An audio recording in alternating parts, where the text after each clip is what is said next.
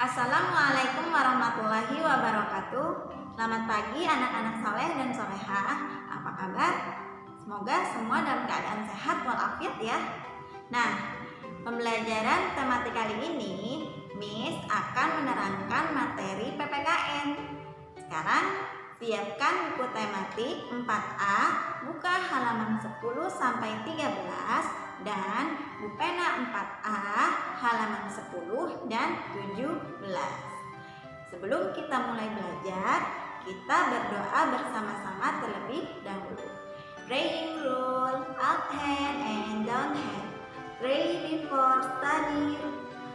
Pray before study. Let's pray together. Begin.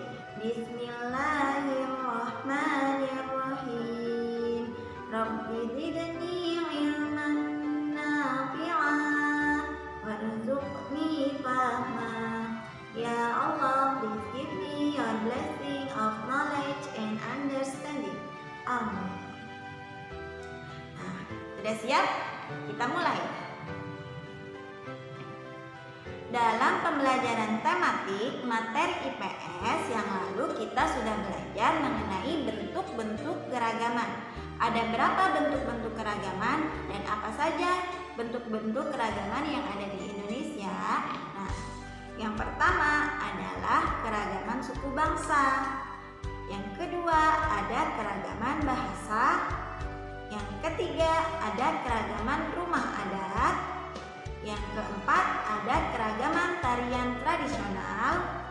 Yang kelima ada keragaman pakaian tradisional. Yang keenam ada keragaman senjata tradisional. Ketujuh ada keragaman alat musik tradisional. Kedelapan ada keragaman makanan tradisional.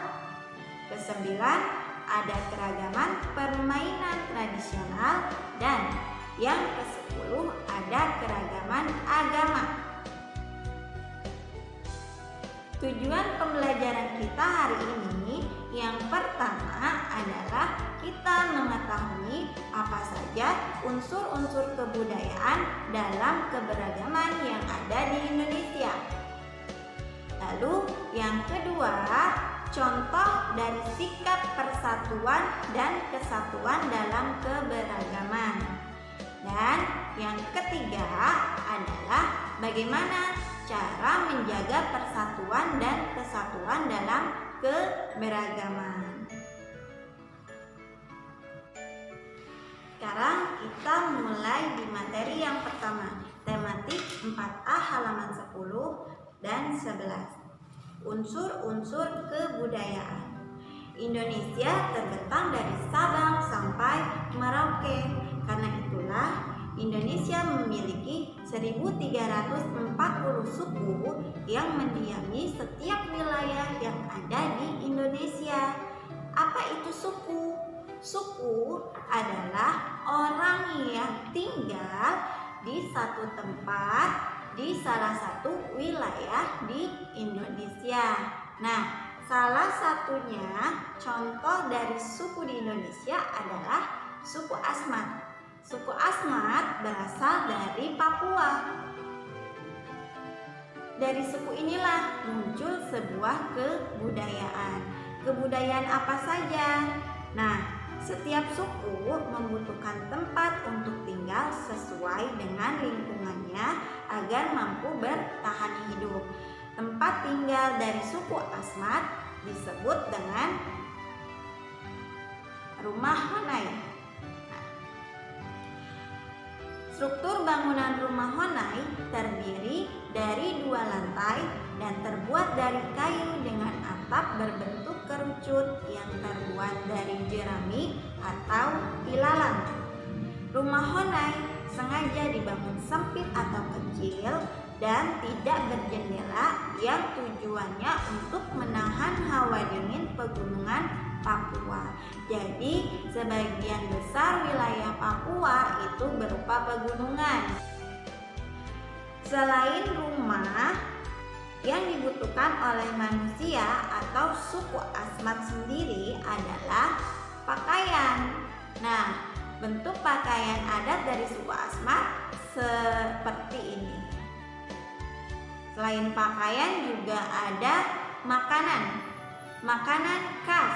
Makanan khas dari Papua adalah papeda. Ada yang sudah pernah dengar papeda? Nah, papeda adalah makanan asli dari Papua. Ciri khas dari Papua adalah makanan yang disebut papeda. Papeda terbuat dari sagu, tepung sagu ya. Lalu, selain pakaian dan makanan, yang dibutuhkan oleh suku Asmat adalah hiburan. Hiburan apa saja? Nah, hiburan ada alat musik. Alat musik tradisional dari Papua disebut dengan timpal. Nah, kemudian selain alat musik, ada juga tarian. Alat musik ini digunakan untuk mengiringi tarian orang-orang suku Asmat. Kemudian yang terakhir ada lagu dengan bahasa daerahnya masing-masing. Lalu apa saja unsur-unsur kebudayaan? Yang pertama ada rumah adat. Yang kedua ada pakaian adat.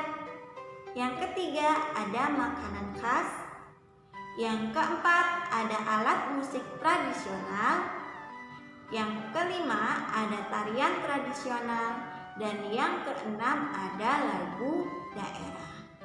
Dari semua kebutuhan suku Asmat ini lahirlah sebuah kebudayaan. Apa itu kebudayaan? Kebudayaan adalah karya yang dihasilkan oleh manusia dalam kehidupan bermasyarakat dan diwariskan secara turun-temurun. Jadi, rumah adat bentuknya diciptakan oleh manusia, kemudian pakaian adat, makanan tradisional, alat musik, tari-tarian, dan lagu merupakan hasil karya manusia pada zaman dahulu dan diwariskan turun-temurun hingga saat ini. Bisa dipahami? Kita lanjut materi selanjutnya. Tematik 4A halaman 12. Beberapa daerah di Indonesia didiami oleh beragam suku dan agama yang hidup berdampingan. Misalnya, kota Manado di Sulawesi Utara.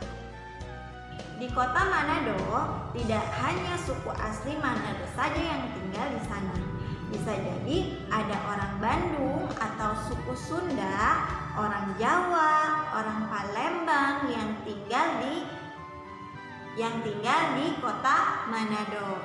Agamanya pun sama. Ada yang beragama Islam, ada yang beragama Kristen, ada yang beragama Hindu, dan ada yang beragama Buddha.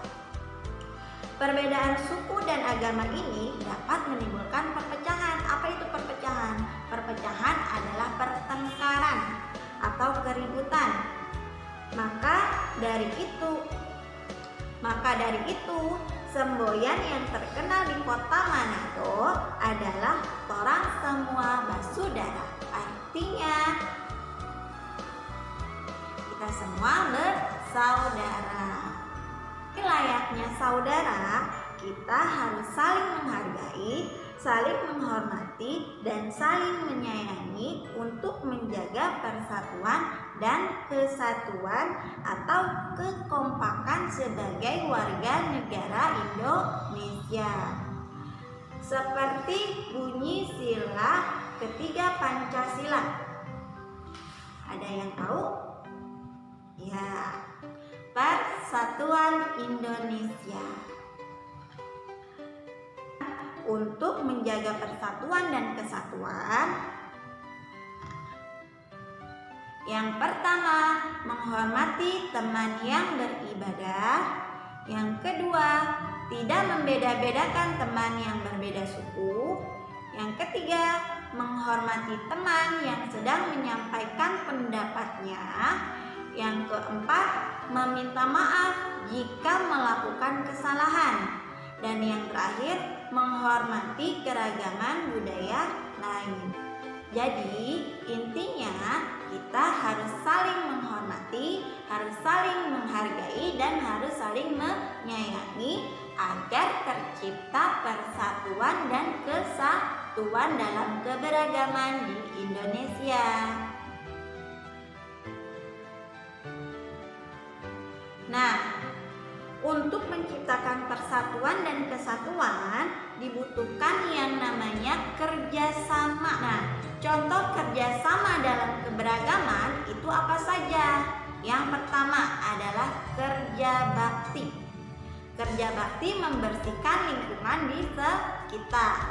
Yang kedua adalah merayakan festival budaya. Budaya dari Betawi, festival budaya dari Jawa, festival budaya dari Bali. Nah, banyak ya. Kemudian yang ketiga, festival makanan tradisional. Kalau di sekolah kita tiap tahunnya merayakan atau mengadakan tradisional food.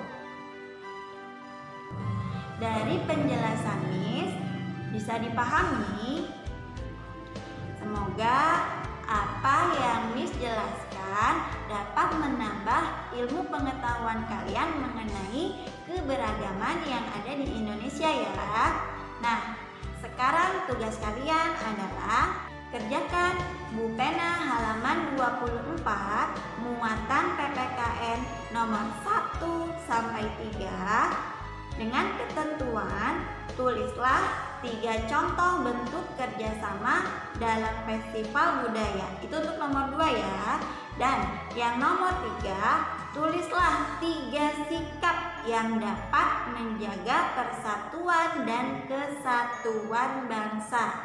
Silakan kalian boleh tulis di kertas selembar, lalu bisa kalian tempelkan di buku pena kalian, foto dan kirim ke wali kelas kalian masing-masing. Demikian yang bisa Miss sampaikan, kurang lebihnya mohon maaf. Wassalamualaikum warahmatullahi wabarakatuh.